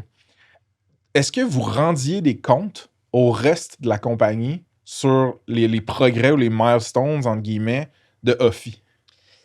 Pas tellement. C'était très organique. Là. Il n'y avait pas de structure claire encore. Okay. Là. Autre gaffe, selon moi, là, si une compagnie de service qui voudrait faire ça, moi, je recommanderais de le structurer énormément puis de vraiment isoler les deux business là, qu'on n'avait comme pas fait en mettant des ressources qui étaient prises entre les deux. Puis même côté finance, là, on s'était pas mis de limite. C'était comme, OK, bon, on paye ça. Puis on a comme réalisé plus tard on a tout investi ça. Puis on l'avait comme pas tant calculé. Non, parce que ça finit par réellement coûter des centaines de milliers de dollars. Ouais. Puis ça a rapporté 0. Mais non, ça pas zéro. Pas zéro. On faisait 50$ par mois. Ben là, c'est ça. Moi, ma prochaine question. Est-ce qu'il y a eu des dollars qui sont rentrés dans l'entreprise à partir d'Offi? Mais jusqu'à très récemment. Honnêtement, c'était cabochon, puis là, je suis comme très, mettons, négatif par rapport à ça. Tu te flagelles un peu. Là, oui, en ce moment, c'est ma thérapie. Là. mais on n'était pas si peu, puis on avait réussi à le vendre. C'était ça qui était notre, je pense, la force. Là, on a quand même beaucoup vendu la solution, puis même si on n'avait pas trop fait nos études, puis qu'on a réalisé, OK, il y en existe d'autres qui font à peu près exactement ce qu'on fait, le marché québécois était très généreux de se dire, s'il y a une solution québécoise, on va aller vers vous. Même si on était moins mature, même si on avait moins fait nos preuves. Fait que ça, c'était vraiment cool. Puis la vente, elle allait quand même bien. Puis on avait pogné un petit élan de vente. Puis on avait commencé à le vendre. Puis là, on était vraiment excités de OK, on a fait plein d'erreurs. On n'a pas été dans notre affaire, mais on a réussi à le vendre. C'est vraiment cool. C'est vraiment valorisant. Puis là, il y a eu la pandémie. Puis c'était un outil de gestion d'espace de bureau. Fait qu'on venait de vendre le commande. Je pense qu'on avait une dizaine de clients. Puis il y en a plus que la moitié qui nous ont appelé en disant annule notre abonnement tout de suite. C'était combien? L'abonnement? Ouais. Ben, c'était par nombre de personnes, là, mais ça variait entre, je veux dire, comme 20$ puis 100$ par mois. Là. OK, fait que c'était quand même un low price point. Là. Non, c'était pour valider le marché. Là. On avait fait des petits calculs, mais c'était vraiment juste valider à nous-mêmes qu'on peut le vendre. Là. Penses-tu que s'il n'y avait pas eu de pandémie, peut-être qu'Offi serait un... Non, c'est le focus. On n'avait pas le focus, on n'avait pas la méthodologie. Pas mal sûr qu'on s'en allait dans le mur d'une façon ou d'une autre. Ça a juste devancé le moment fatidique qu'on a tiré à la plug. OK. Puis ce qui est cocasse dans cette histoire-là aussi, c'est que comme Alex a dit, notre père qui est en capital de risque, là, il nous l'avait flagué depuis le début en disant, parce qu'on on avait présenté Offi tout à notre père qui nous a toujours conseillé dans l'entreprise. Puis il a dit, moi, je serais bien prudent à votre place parce que, tu sais, nous, on finance pas des compagnies qui ont déjà un service puis qui créent un produit parce qu'on sait que dès qu'il y a une embûche, ils vont se retourner vers le service direct. Puis là, on était là, non, pas nous. Est-ce que le moment où vous avez tiré la plug, est-ce que vous avez dû aussi congédier des ressources? Non. Oui. Il l'a oublié, lui. C'est pas lui qui l'a fait. Ouais, c'est ça. Le gars de marketing. Okay. Mais il n'est pas juste parti volontairement? Ben, c'était au début de la COVID. Non, 0% d'attrition volontaire. Merci. Au début de la COVID, t'avais comme les renvois temporaires. Là, où, oui. On met fin à ton poste temporairement, mais c'est un renvoi déguisé. Là. En tout cas, parce que peut-être pas pour tout le monde, puis il y en a qui ont repris leur job après, mais dans notre cas, c'était ça, je pense. Là, un renvoi non assumé, puis lui, il s'est trouvé un autre job après. Mais t'es humble de le dire comme ça, au moins. Pas moi, ça a l'air. Il l'a oublié. Il est sans cœur. OK. Fait que Offi, ça a été beaucoup de lignes de code. Ça a été... Ben, C'est où, là, en ce moment, ce vestige-là? Là? Il restait un GitHub repo sombre, poussiéreux, avec un nom de domaine. je t'invite si tu veux. Mais ouais, on a notre repo, puis ça existe encore. C'est du vieux code maintenant. Là. Mais tu sais, c'était un peu un trip d'ingénierie aussi. Là. Tu sais, c'est le risque de mettre un ingénieur en charge d'un projet où il va partir dans ses délires de « Hey, cette feature-là a l'air vraiment genre le fun à programmer plutôt que celui-là qui va être vraiment pertinent. » Fait que ce serait peut-être un conseil aussi, de mettre quelqu'un en charge du produit plutôt qu'en charge de l'ingénierie en premier. Je pense que c'est peut-être un bon point de départ pour une startup. Là. Puis avez-vous réussi à recycler peut-être des parties du code dans la mesure où c'était du dogfooding? Fait que vous aviez le problème, ça peut-tu continuer de rouler sur votre réseau interne, votre iPad local, je sais pas trop? Ben, s'il fallait qu'on remette Offie en place, je prendrais l'autre solution qui est déjà plus mature. Là. Celle-là n'est plus d'actualité. On l'a pas assez G5, je pense qu'il s'appelle, qui est Keb aussi, Je connais pas. que je sache. J'espère que je le dis bien, là, je viens de la rencontrer justement. GPHY. Ça, ce serait la solution que je choisirais. Là. On les a rencontrés, aux autres, pour parler de ça, justement. Fait que c'est le genre de truc que vous considérez utiliser pour, mettons, Third Bridge? Potentiellement, c'est juste que là, Commitment. Mais on n'a pas l'achalandage au bureau est pas comme avant du tout. Fait qu'on n'a Parle-moi plus de le ça. même besoin. Là. Écoute, on a des très beaux bureaux au nord de l'Aigle, justement, mais il doit y avoir en moyenne 3-4 personnes par jour. C'est pas comme avant. On n'a plus de problème de conflit de salle de conférence. Quelqu'un qui cogne à la porte, personne vient le chercher. là. Le Ça pain n'arrive vient de plus, là. diminuer. Mhm. Probablement que ça a été ça aussi pour plein d'autres de ces solutions-là qui étaient déjà peut-être profitables ou du moins en bonne croissance. Paf, pandémie, puis là, le pain est moins fort, fait que peut-être ça les a fait ça aussi. Je pense que l'enjeu que G5 doit adresser en priorité, c'est réserver ton poste de travail en hot seat. Mais le pire, c'est que ouais. même avec la pandémie, on avait un feature qui, lui, a pris en popularité, là, même si la plupart ont juste perdu, là, mais c'était le registre d'invités, puisque c'est devenu ultra important. Puis, sécurité, compliance, exact. etc. Puis on a même créé un genre de... Tu te connectes sans contact, là, fait que tu avais comme un QR code puis avec ton cell plutôt que toucher au iPad par rapport à la pandémie au début, avant qu'on tire la plug. J'ai le goût qu'on double-clique sur la notion de présentiel versus à distance pour votre staff, vos équipes, tout ça. Sais-tu comment vous voyez ça d'un point de vue entrepreneurial ou même stratégique? La présence au bureau, ça devrait-tu être obligatoire? Comment vous le gérez? Comment vos employés sentent ça? Parlez-moi un peu plus de ça. C'est vraiment sur une base volontaire. On a des super beaux espaces de bureau et à Montréal et à Québec. Puis le but, c'est de donner envie aux gens d'y aller. Ouais, on est dans un coworking qui s'appelle La Console. C'est vraiment un bel endroit. C'est sur Saint-Joseph, dans Saint-Roch, en dessous des viaducs. C'est un magnifique comme endroit. Puis on a du plaisir. Comment? Saint-Roch. Ouais, c'est sûr qu'il y a une moi, drôle de crowd. Je suis rendu crowd. un vieux bourge du lac Beauport, là, fait que Saint-Roch, pour moi, là, tout le monde se parle tout seul, man, ça crie, je capote. Ouais, c'est notre équipe, ça. Ce sont nos collègues. Virge! C'est ça. Vous n'avez pas une petite pièce? OK, je savais pas que vous aviez des bureaux dans un coworking comme ça à Québec. Y a-tu bien du staff à Québec? À part, je sais juste que Virge... Asti, quand même. Ben, il y en a une couple qui ont même déménagé. Ben oui, c'est un endroit... Moi, j'ai déménagé en cours de pandémie. J'étais à Montréal, mais les 34 premières années de vie, puis en début de pandémie, déménagé à Québec. T'es à Québec? Yes, sir. Ben voyons donc. Mais oui. Crème, on ira prendre un café, quelque chose? Ouais, I'll take you up on that, for sure. Chris, let's go. Avec quand plaisir. t'es pas à l'école d'entrepreneuriat de Beauce. Je vais être à Québec, en effet. Mais à Montréal, tous les semaines de ce temps-ci. Mais c'est là qu'il y a la business en général, parce que le ballon des 59 est à Montréal pas mal. OK. Mais voilà, pour répondre à ta question, le présentiel, c'est sur une base volontaire. Ça reste que j'ai l'impression qu'il y a des gens dans nos équipes qui en ont besoin. Puis il faut le faire de façon intelligente pour que quand tu te présentes au bureau, tu n'es pas tout seul. Fait qu'on appelle ça du leadership présentiel. Puis on le fait de façon très naturelle. Au départ, on le forçait. Là. On se disait, on a chacun un objectif stratégique ce trimestre d'y aller 2 fois par semaine.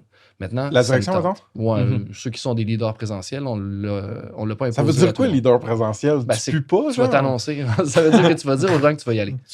C'est tout. C'est du déo. Ouais, c'est ça. Une hygiène corporelle respectable. Non, c'est juste de dire que tu prends l'initiative de owner la présence. Exact. OK. Mais là, maintenant, ça se fait très naturellement, puis là, on le fait simplement. Tu as le vendredi un simple post sur Slack là, automatique qui te demande quelle journée tu vas au bureau la semaine prochaine, puis est-ce que tu vas apporter tes chiens. OK. Mais c'est nice. On savait qu'on restait remote first puis qu'il n'y aurait jamais d'obligation d'aller au bureau, mais on a quand même pris le local au Nord de l'Ec aussi pour faire les événements. Puis pour Ben, soit recevoir, tu sais, comme hier, il y avait un événement de produits, là, fait que des gens... non, pas produits, Communauté design, qui s'appelle... l'événement s'appelle Design Concept, fait que c'est une espèce de meet-up. Puis Cool, on très les héberge... ben, là, c'est la première fois qu'on héberge cette communauté-là, mais ça fait partie de notre stratégie cool? marque-employeur. C'était super. C'est un bel événement. Ok. C'est Vraiment. comme On du avait rayonnement de marque un peu simple, là, comme on a le local, fait qu'il a utilisé là pour faire des événements, puis des événements internes aussi, là, tu sais, on appelle ça le Rockfest, là, qu'on fait à chaque trimestre. C'est quoi ça? C'est notre rencontre trimestrielle qu'on a renommée le Rockfest. Let's go. Puis ça, c'est au bureau, là, au Nord-de-Lec, justement. Fait que c'est pour pouvoir recevoir le monde. Mais tu sais, l'espace, tu vas voir genre 25% de l'espace que c'est des bureaux, puis le reste, c'est machine à popcorn, table de ping-pong. Chilling spot. Là. Ouais. Fait que vous regardez pas vos états financiers, puis là, vous voyez la ligne de dépenses, pas hypothèque, excuse, là, mais genre Ouais, loyer, loyer, bail, ouais. puis vous êtes pas genre...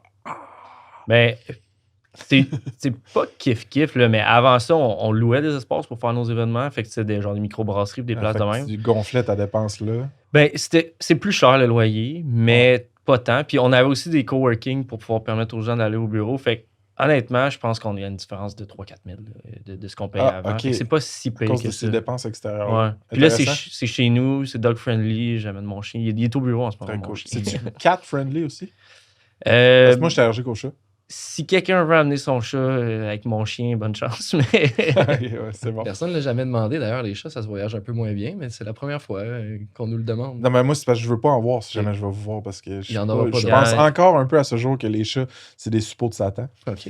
Puis, t'as-tu déjà écouté Constantine avec... Yes, sir. voyons. Kenny Reeves. Kenny Reeves, merci. Comment tu fais pour aller en enfer dans cette Et movie-là? tu te regardes dans rappelles-tu? les yeux du Je sais pas, chat. c'est ça, ouais. Tu te mets les pieds dans l'eau puis tu regardes qui? Un chat dans Ouais. les yeux. Ça, tu prends ça comme une preuve Ben, je veux irréfutable dire, que c'est ce sont Hollywood. des suppôts de Tout ce que Kenny Reeves a fait en général. C'est un documentaire, ça, Constantine. exact. Ouais. Oui, c'est ça. Mais je vais juste faire une mini parenthèse sur les chats, là, puis après ça, on move on. L'autre jour, je travaillais dans mon... Tu sais, j'ai comme un rez-de-jardin, là, c'est comme un sous-sol, pas sous-sol. Puis il y a une fenêtre qui donne sur dehors, où que je suis. Puis là, je travaille. Puis là, il est tard, là. Il est vraiment tard, il fait noir. Puis là, ton écran, tu sais, il t'illumine un peu, fait que ça fait que les choses autour de toi, tu les vois un petit peu moins bien, genre. Puis mon voisin, il y a des chats. Puis ces chats, ils viennent tout le temps sur mon terrain. Ils n'ont aucun respect pour la propriété privée. C'est des petits chats communistes. Mais... fait que là, je vois de quoi, tu sais, genre un peu du coin de l'œil. Puis là, je suis comme... Je me dis dans ma tête, il me semble, ça serait-tu drôle, tu sais, si c'était genre un animal sauvage ou ben non, un chat, tu sais. Puis là, je le shrug off, je continue de taper. Puis là, je revois de quoi dans le coin. Je fais ça de même. Puis là, le temps que l'écran, genre, arrête de m'aveugler puis que ma vision... Hey, le chat du voisin, il était de même, dude. Avec ses yeux verts démons, il me fixait, dude, à genre minuit le soir. J'ai fait... Ah!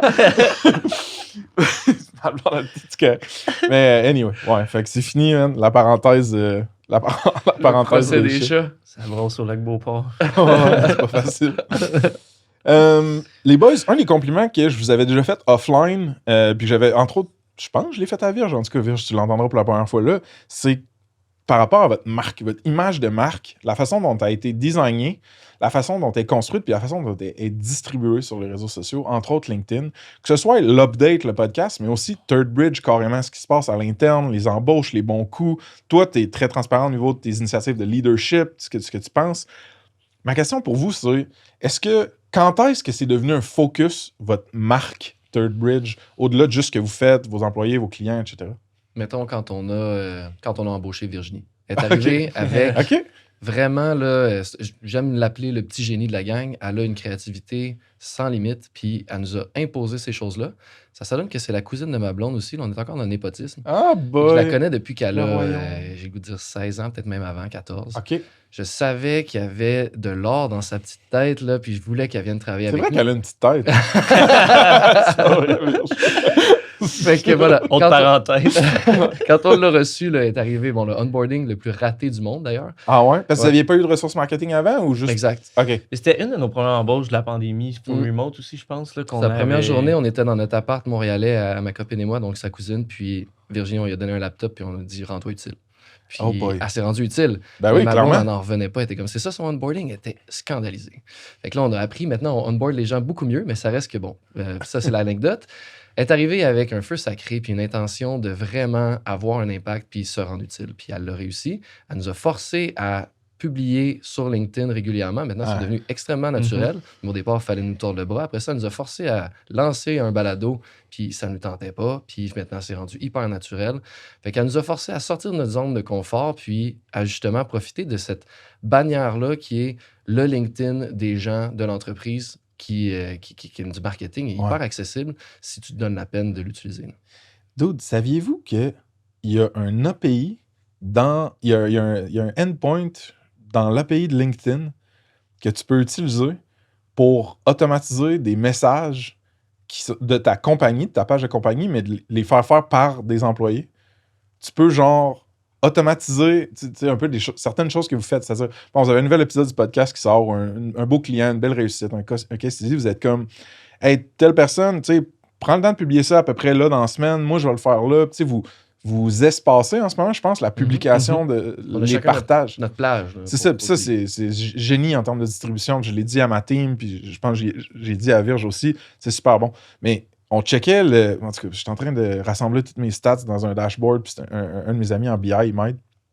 Puis il checkait l'API de LinkedIn pour checker des affaires, puis là, on était là, tu peux littéralement aller poster on behalf de tes employés comme compagnie sur LinkedIn des messages. Fait que là, écoute, genre, si le monde connaît ça, écrivez-moi. Là, j'ai juste vu le endpoint, on a checké la description. Donc, ça va poster des niaiseries chez un peu. Ben, j'étais là, Chris, ça fait du sens, mais genre, voir qu'il y a ça dans en tout cas... On va faire la recherche, là, parce que tu veux l'apprendre. Ouais, ben moi c'est genre random, là, c'est parce qu'on révisait un peu les endpoints, puis tout ça. Alright, c'est ça que je m'en vais avec mes skis. Parfait. Fait que l'image de marque pour des ingénieurs, puis des devs, puis du monde qui sont pas nécessairement marketeurs, souvent, ça peut être labellé ou étiqueté comme une dépense un peu frivole. Une dépense que, tu sais, c'est de l'argent qu'on lance dans les airs, puis genre, c'est du pelletage de nuages. On n'est pas capable de savoir s'il y a une attribution ou un retour sur ces investissements-là. Alors que, clairement, dans votre cas, moi, je peux le dire d'un point de vue qualitatif, ça marche, genre. C'est-à-dire que moi, quand je pense à une firme pour faire du dev d'app mobile ou même du web dev à Québec, c'est vous vous êtes dans mon feed tout le temps, vous êtes dans ma tête tout le temps, fait que je pense à vous, puis les références puis les recommandations vont venir comme ça. Fait que oui, ça marche, je le vois, j'en suis une preuve. Mais est-ce que vous essayez de le mesurer côté image de marque un peu? Le reach, les impressions, c'est quelque chose que vous essayez de mettre un chiffre là-dessus? Ben, premièrement, merci, c'est vraiment gentil. Commençons par ça. Ben là, dude, je le pense. Sinon, ben, j'espère. Non, mais ouais, en tout cas, moi, ce que je trouve, c'est. Puis t'as raison là, par rapport aux ingénieurs. Là, moi, j'étais victime de ça, de comme moi, je suis pas sûr que c'est pour nous. Là, je suis pas sûr que c'est nécessaire. Puis du fait aussi que, tu sais, on a peu de clients, puis qu'on est très bouche à oreille. Puis, tu sais, je me disais, on n'est pas dans le volume, ça sert à rien d'avoir une image de marque forte. Puis, ben là, de fil en aiguille, ça a été très incrémental, on en donne un petit peu plus. Puis, à chaque étape, on voyait que, dans le fond, ça a un méga impact. Puis, tu croises les gens qui te font déjà confiance, ils te connaissent déjà. Fait que ça aide beaucoup les ventes. Notre contact form aussi, il y a un gros pourcentage que c'est pas des clients qualifiés, mais ils dérougissent pas. Là, on en reçoit, fait qu'à un moment donné, au volume, tu finis par en avoir un qui est pertinent.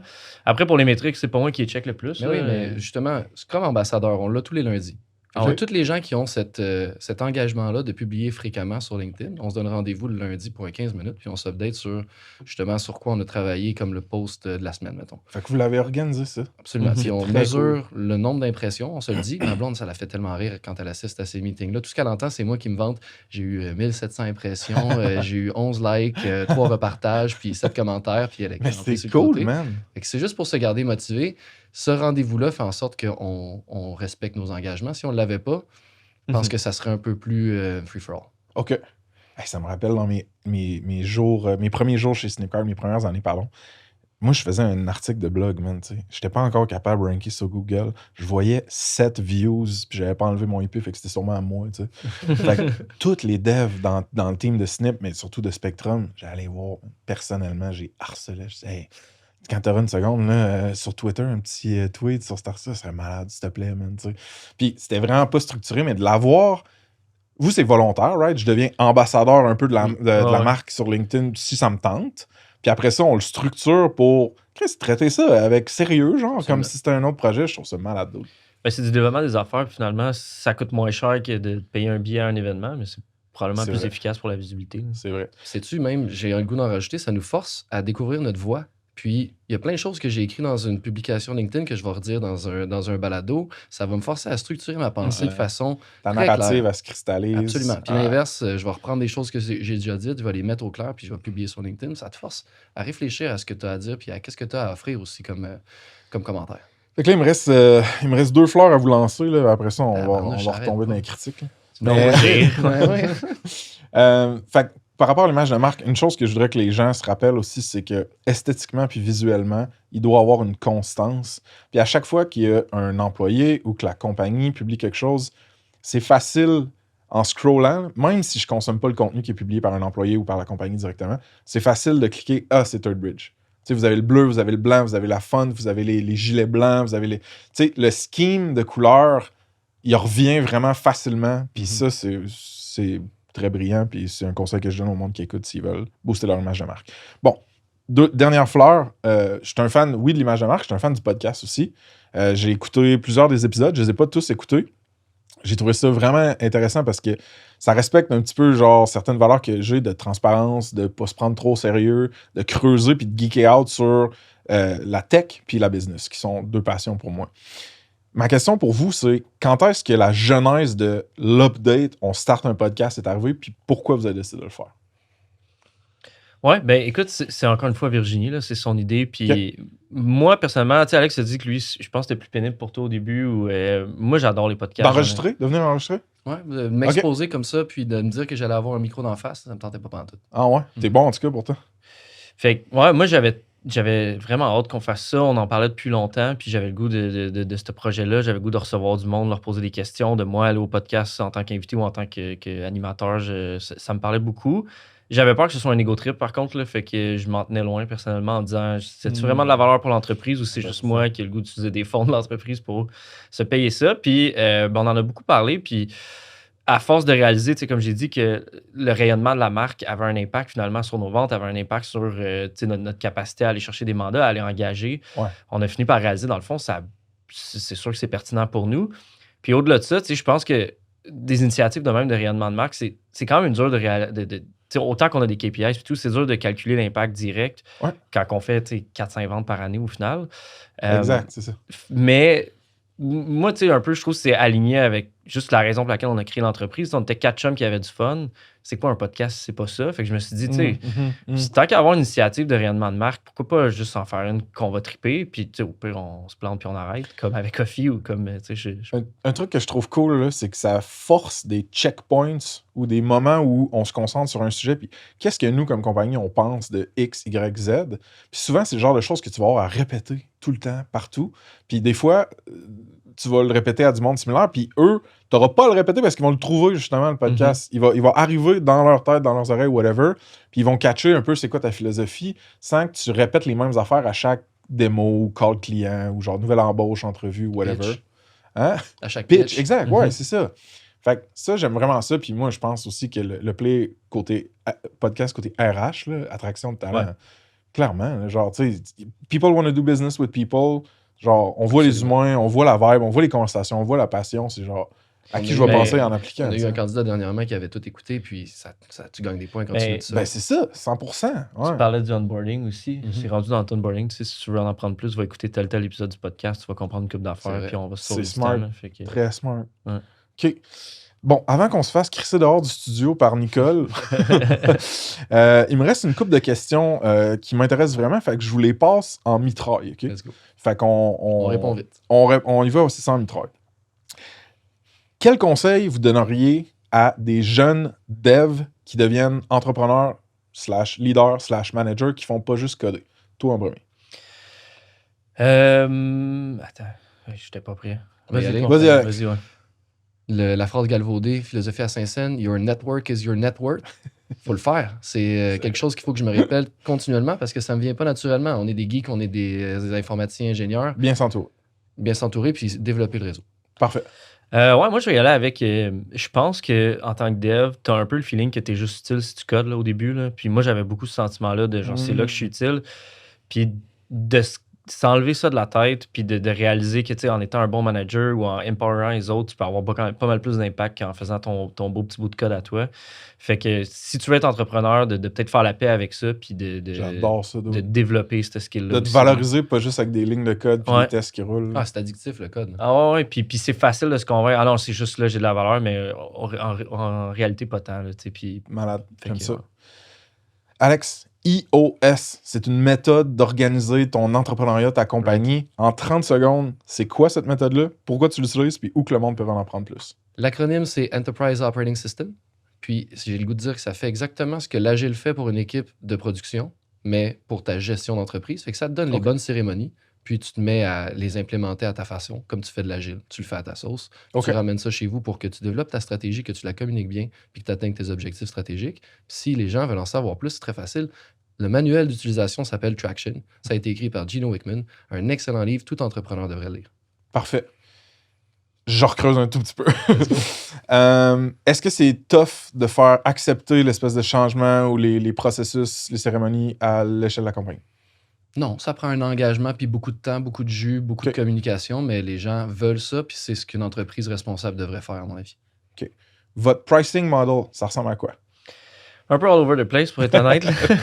Notre C'est préféré, c'est sûr que c'est tu sais, Retainer Time Matériel, là, qui est le plus safe pour nous, puis qui nous donne, tu sais, qui va nous allouer, nous garantir des ressources par mois sur un projet, puis qui va nous permettre de faire notre meilleur travail, de travailler réellement en agile, de faire des sprints, de se réajuster, puis de ne pas avoir le stress de faut livrer à telle date pour tel budget. Par contre, souvent pour des nouveaux clients, il n'y a pas cette confiance-là. Tu sais, ça prend un petit peu plus de temps avant de dire je suis une dépense genre mensuelle pour toi. Puis Ok. tu regardes pas. Ben, pas tu regardes pas, mais tu sais, fais-nous confiance, on va te faire de la qualité. Fait qu'on est très dans le forfaitaire pour les nouveaux projets. OK. Puis on essaie de se diriger vers du retainer, vers du budgété là, mensuel, puis un peu plus de liberté du côté de l'ingénierie pour Ouais. livrer le plus de valeur possible. Super. Quels sont des drapeaux rouges par rapport à un nouveau client qui vous approche? On l'a nommé tantôt, puis je disais que ça serait le thème, là, la vision. Si on a l'impression qu'on n'a pas un projet porteur, ben, je veux certainement pas ta pièce si je suis pas pour te la redonner à un certain point dans le processus. Qu'est-ce qui est le plus difficile dans votre business en ce moment? Ben moi, je pense que c'est un peu notre croissance, là, puis c'est peut-être une réponse un peu d'entrepreneur d'où on croit trop vite. Mais No worries. je trouve que, tu sais, moi, ben, puis même lui, là, on n'avait pas une tonne d'expérience de travail avant de faire admin de l'entreprise. Fait qu'on apprend un peu notre métier pendant qu'on le fait. Puis je trouve qu'à chaque tranche de 15-20 employés, c'est une nouvelle business. Fait qu'à chaque fois, c'est comme, on commence à être confortable avec cette structure-là, puis cette taille-là. Puis, ben, il faut réapprendre complètement une nouvelle affaire à chaque. Puis là, il faut peut-être mettre un autre poste à telle place pour que ça fonctionne. Puis là, je pense qu'on est dans un point tournant en ce moment. Là, à 40, ça marchait, mais là, on s'enligne vers le 60, ça marche plus. Ben, il y a des affaires qui marchent plus, là, mettons. Fait que pour moi, ça, c'est mon gros souci en ce moment. C'est un gros défi. Ouais. Qu'est-ce qui est le plus fun? La stratégie. À mon sens, perso, là, c'est qu'on a justement réussi les cérémonies dont on parlait avec l'Enterprise Operating System. Quand on l'a la semaine prochaine, notre retraite stratégique de leadership, on l'a tous les trimestres. Ça va tellement être fun. On va se faire un 2 jours de stratégie pure. Fait qu'on va geek out sur notre stratégie entrepreneuriale. Puis on va faire de la cohésion d'équipe avec des collègues de luxe, dont ma famille. Puis après, exact. Puis après ça, tu as la machine justement bien huilée, bien organisée pour exécuter des visions. Absolument. Où est-ce que tu vois Third Bridge dans 5 ans? Moi, là, en ce moment, on a fait la décision de se focusser sur le service exclusivement, fait qu'on a exclu le produit. Ouais. Moi, ce que je veux, c'est devenir le fournisseur de luxe du Québec, le premier choix en termes de développement d'applications mobile web. Sweet. Je pense qu'on s'en vient dans le top 5 probablement en ce moment, puis je pense qu'on va continuer de gravir les échelons jusqu'à temps qu'on arrive au top To 1. the top, baby. Ouais. Top. Écoute, même réponse. Puis Ok. même, je vais rajouter un peu de science-fiction là-dedans. Je pense qu'on va commencer à développer des applications pour les lunettes de AR/VR, fait que ce qu'Apple a sorti dernièrement. Intéressant. Je pense que ça, c'est la suite des choses. On veut rester mobile, mais ça, c'est du mobile pour moi. Fait qu'on va Ok. commencer à travailler ces technos-là dans un futur proche. Très intéressant. On va pouvoir s'en reparler à Québec. All right. Avez-vous changé d'idée sur quelque chose dans les 5 dernières années? Ben pour moi, le gros, c'était le produit. Là. Tu sais, je viens de le mentionner, mais c'était quelque chose qui nous a trotté dans la tête. Puis qu'on avait, tu sais, même après avoir tiré la plug sur Office, c'était pas clair qu'on n'allait pas vers un produit. OK. Puis je pense qu'on avait encore ce petit je sais pas fantasme, là, mais cette idée-là. Puis c'était pas non plus clair à travers toutes les admins de l'entreprise. On n'était pas tout en même longueur d'onde. Fait qu'une de nos retraites stratégiques, justement, on s'est assis, puis on était comme qui veut oui, qui veut non. Puis là, on détermine, puis on fait une réponse. Puis on le dit, on le communique clairement. Tu sais, quand tu es rendu 40, 50 d'une entreprise, tu peux pas juste décider qu'on part Rofi sur un coin de table qu'on a fait quand on était 8.